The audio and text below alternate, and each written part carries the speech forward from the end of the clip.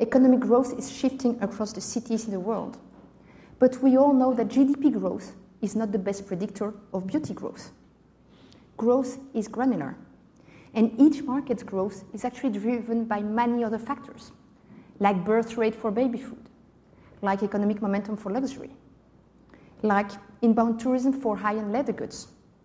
And in addition to these drivers, there is also a very important cultural factor that you have to take into account, especially in beauty. So to help our clients, leading institutions, to identify the biggest and the fastest growing segments and cities for their own products, we have developed a proprietary methodology that we call Cityscope.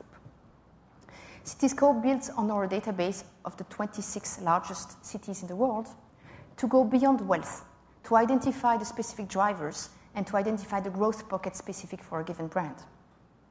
So let's look at what we have found out looking at beauty.